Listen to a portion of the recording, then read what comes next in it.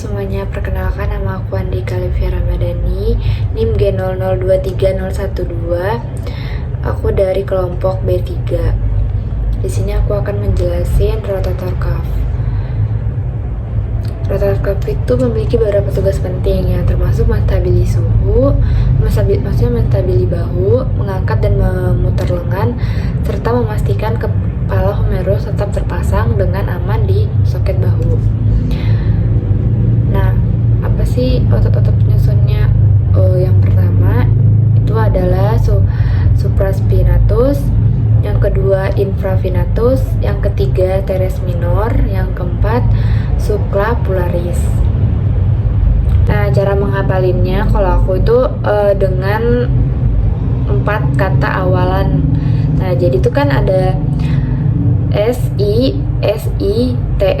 Nah, jadi yang S pertama itu namanya itu supraspinatus, yang kedua infravinatus, yang ketiga teres minor, yang S-nya yang terakhir itu subclavularis. Jadi mudah dihafalin gitu loh. Jadi SITS. Terus aku lanjut asi dan origo intersesio musculus dari rotator cuff. Nah, yang pertama itu musculus subclavularis. Nah, itu origonya itu adalah fossa subclavularis dan inervasinya itu adalah nervus subclavularis. Nah, kalau yang kedua itu musculus supraspinatus itu di origo sama fossa supraspinatus, diinervasi sama nervus suprascapularis. Terus yang ketiga musculus infraspinatus itu di origo sama fossa infraspinatus, terus itu diinervasi sama nervus subclavularis.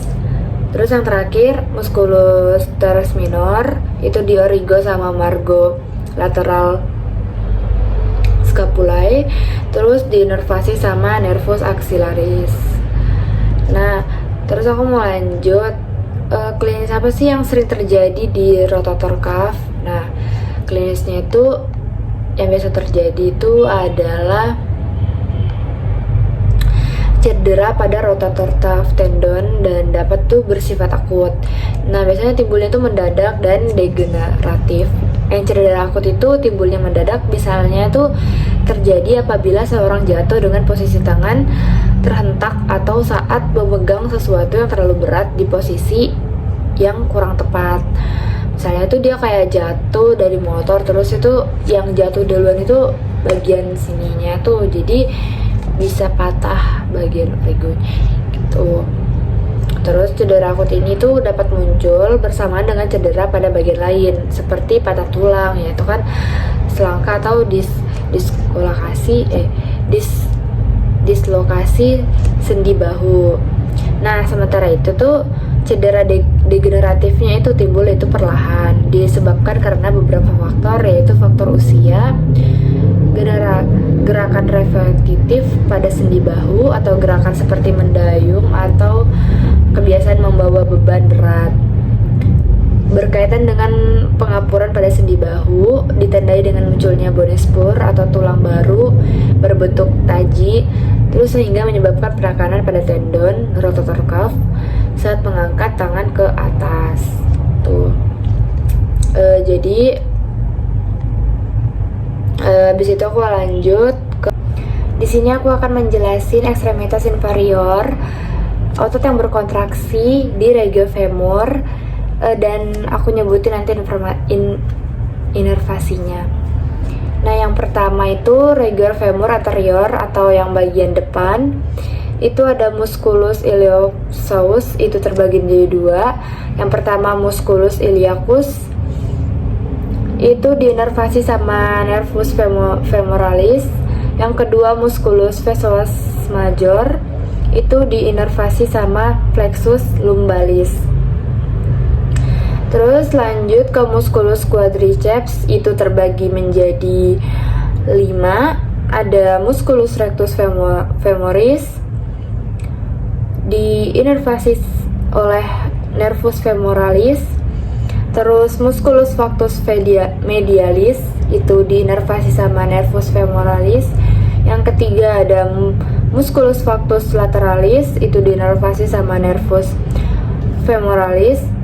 Yang keempat, musculus sartorius, itu diinervasi sama nervus femoralis. Yang terakhir atau yang kelima, musculus tensor facies latea, itu diinervasi sama nervus gluteus superius. Nah, ada juga regiofemor medial atau bagian tengah. Yang pertama, musculus gracilis, itu diinervasi sama nervus opru.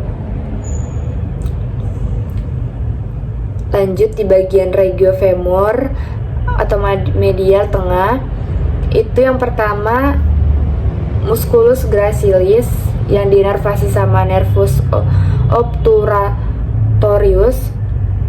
Yang kedua, musculus abductor longus, diinervasi sama nervus obturatorius. Terus ada musculus peccineus, itu diinervasi sama nervus femoralis juga. Nah, sekian dari penjelasan saya tentang rotator cuff sama ekstremitas inferior. Bila ada kesalahan, mohon maaf sebesar-besarnya. Sekian dari saya. Waalaikumsalam warahmatullahi wabarakatuh.